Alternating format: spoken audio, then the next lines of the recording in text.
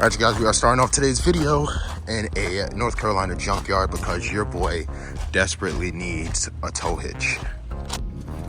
So since this is a U-Haul branded hitch, I had to go out and get some bigger bolts or some bigger sockets. So this is a 21 socket and a 21 bolt. So I'm gonna go ahead, break these loose, and then, yeah, it's 4 of them. So let's go ahead, break these things loose and get this thing out of here. There we go. Oh, this is great. All of our bolts off. I'm really hoping this thing fit. I have a feeling it's gonna fit because it's a Touareg. Whenever I look up tow hitches online for the Cayenne, it always says it's compatible with the Touareg. My Cayenne is a 2006, so that is the first gen. That's the first gen Cayenne. This is a 2004 Touareg. 2004 Touareg. So this is also a first gen. So I see a lot of the parts are extremely identical, down to suspension, interior pieces identical. They move exactly the same. So I'm hoping everything goes well, because I will be extremely disappointed if this thing doesn't bolt right up. Also, I've been trying to open this hatch because I want to get the ECU, the trailer ECU, so I'm able to use the lights and everything like that. But it doesn't look like I'm gonna be able to get that open right now unless I somehow crawl in the back and open it. But I don't even think that's an option. I've never done that in mine. This goes down. Yeah, so I'm really not sure. Actually, it should be right there. It should be right in that area. So I'm gonna see if I'm able to go ahead and grab that. Unfortunately, I'm not gonna be able to get that out because there's just honestly no way. So I'm just gonna take my W, go home with the hitch, and throw this thing on. This is actually like the same exact car as my Cayenne. It's the V8. It just has Volkswagen badging. Everything is the same. Literally same exact car. Is this the, yeah, this is the V8. Same exact car. Just looks a little bit different. Oh, what they did was they turned the motor around. So this is faced backward. It's actually a smaller looking motor as well. I'm pretty sure it's identical. Anyway, let's go ahead, get this paid for, and let's try to mock this up on the truck.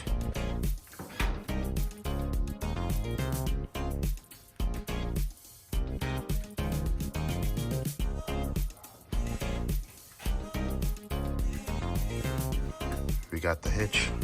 Now it's time to get this thing mounted. I don't know how I'm gonna do this with one person, because this thing is like really heavy. It's like at least a 50-pound thing, and it's like not a small 50 pounds. It's like a huge 50 pounds. Pause. But I don't know. I may have to get my brother down here to help me, because this thing is like stupid heavy. All right, so had to use some muscle, but I did get bottom bolts in. So now I can just put the top bolts in, and then we can go ahead and fasten this thing down properly. Now we are off to Bass Pro Shop. Oh my God, damn, I'm on short. We're off to Bass Pro Shop. I need to get some ammunition for my pistol. So I cannot get that in California because I need a California license. So North Carolina, you don't need a license, and well, you need a license, but you don't need a in-state license. So I can go walk into a gun store. I chose Bass Pro Shop. It's cheaper. It's more convenient. They have more of a selection compared to like smaller mom and pop stores. So I'm gonna go to Bass Pro Shop and get me some ammunitions. Also, I do have therapy in about 30 minutes, so I'm gonna have to pull over, do a quick little therapy session. If you guys don't do therapy, honestly, it's really worth it. This is my 4th session with my therapist, so I fuck with my therapist. She's mad cool, and she's older, but she's cool. So I'm able to talk about some things, talk about whatever struggles, things like that. And at the end of the day, it makes you feel better. So if you guys don't do therapy, I suggest trying it. Oh God, trying it eventually. we somehow managed to get free tickets to the auto show, so why not? I didn't plan on coming here, but you know, we're here and we're gonna see what we can stumble upon and what we're into. I do like this new Prius. Starting like from the jump, this new Prius is nice. These in like matte black would be crazy. The new 4Runner, you know, with these 4Runners, not much really changes, honestly. It's pretty much still like a body over frame kind of car. They did add a little bit of carbon fiber. I don't think that's real though. No, it's not real carbon, it's dry carbon, but it looks good. It looks good. I wonder what the price is on this thing. Let's see. 40,000? It's really not bad. It's really not. Roush making an appearance with the supercharged board. I wonder how much buff horses this puts out.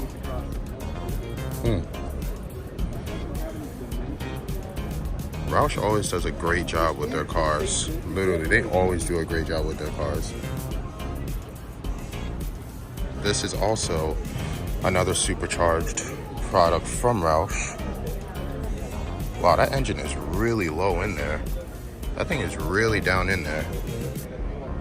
I wonder what the numbers on this is. Not price-wise, but more so like performance-wise. And now H1. You know, I actually saw one of these in downtown Palm Springs, literally just parked casually. And like, I know these things are expensive, but like, they're not really for the road. These are military cars. Like, they're still cool to see. Like, you don't really see these much, but these things are like really hefty. Yeah, see, military car. These things are really hefty. And they're like super tight inside. Look at that.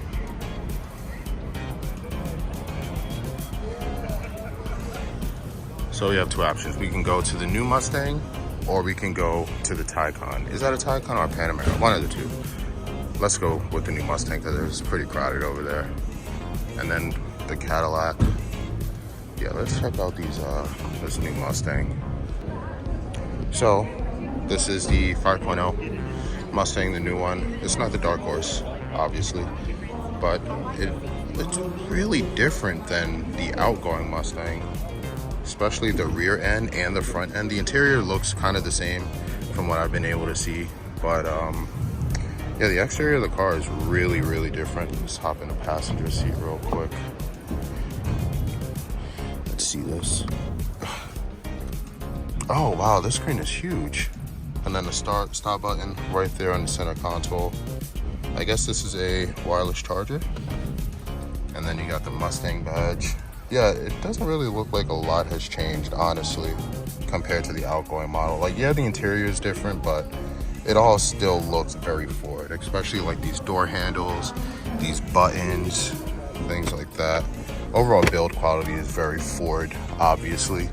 And then you got these tight, non-existent back seats. Steering wheel is nice. Reminds me kind of like an Audi with the concave and like all the clean looking buttons. Yeah, it's still very Ford. But it does have these nice gloss black vents on there that are actually functional. You can see down in there. So that's pretty cool. What's the price on this thing? 55 is not bad for this. And it's a 5.0, it's really not bad. With inflation and everything, it is really not bad. But your boy not a Mustang guy. We like the Porsches, you know? So let's check out this P car real quick. This is the Panamera. This is definitely the Panamera.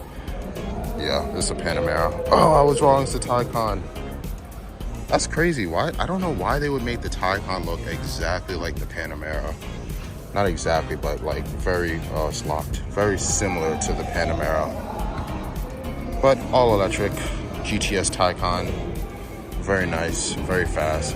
At one time, this was the Tesla killer when it first came out, but obviously the Plaid was introduced and a whole bunch of other cars were introduced that clearly trumped this car, so it's still great. Still a great car.